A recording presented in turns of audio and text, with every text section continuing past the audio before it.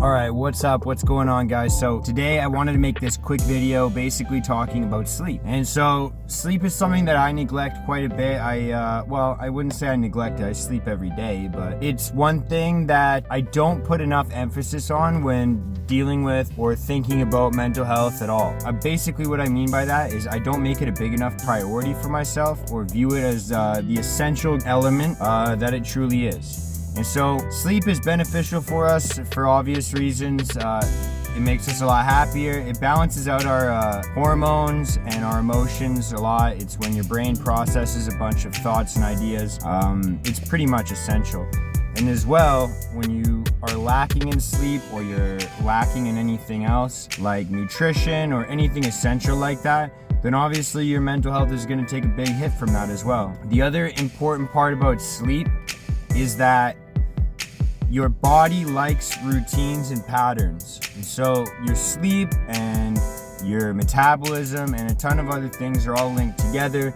And sleep is kind of the foundation for all of that. So if your sleep isn't where it needs to be, then a lot of those other aspects of your life which directly impact your mental health are obviously going to be put at risk as well. So how can we kind of counteract that or make it better?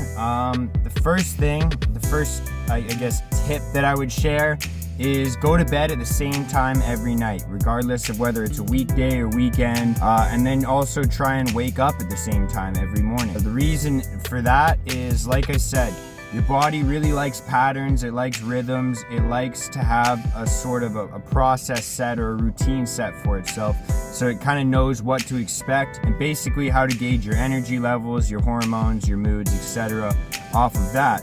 So if your rhythm is a little bit off, I believe the actual word for it is your circadian rhythm. Basically that rhythm has to be on point and almost routine for it to actually be functioning properly. The second thing I'm going to recommend is you're going to want to avoid screen time like the last hour or so before bed.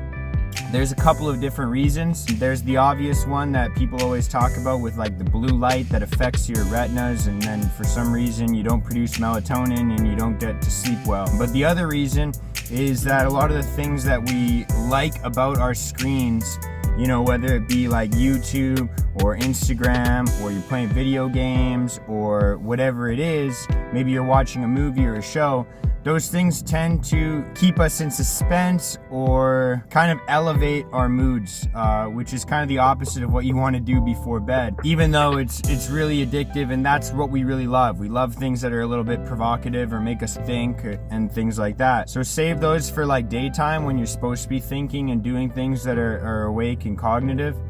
Whereas like when you're in bed, you probably want to stay away from those things.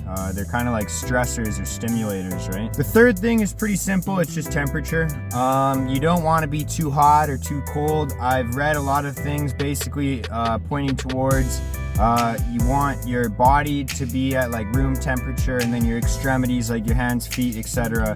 to be a little bit cooler actually, and that's going to help you sleep. Don't know why or how, but that's just what I read, so I'm recommending it for you. The fourth thing is you're going to want to watch what you consume before bed. And so the obvious ones are like caffeine and sugar. You don't want to have those before bed.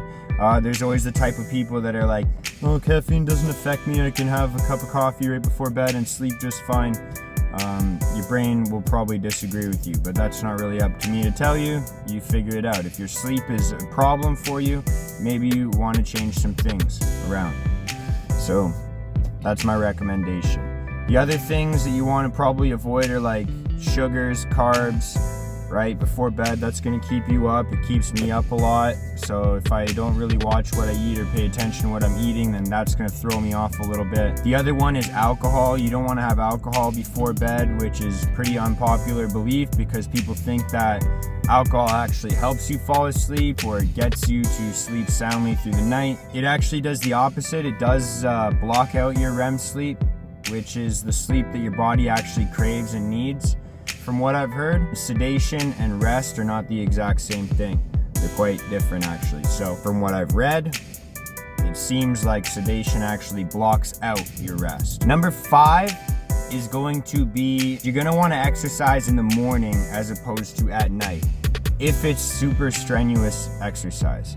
Now the reason I say that is like if you're going to go and do some like heavy weightlifting, or you're doing like extreme wind sprints, or whatever it is, if it's super strenuous, yeah, it's probably gonna make you a little bit tired, for sure. But what your body does basically is pump a bunch of hormones to make sure that you're able to do those things. So if I'm gonna be squatting 700 pounds, which I can't actually do, then basically my body's gonna start pumping a bunch of adrenaline and tons of other things that are gonna make me basically alert and ready to go.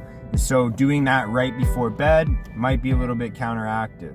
If you do those types of things earlier in your day, like in the morning or afternoon, then it gives your body a chance to kind of let those hormones kind of simmer down, and then you can get that kind of like tired rest feeling later in your day, right, when you're trying to sleep.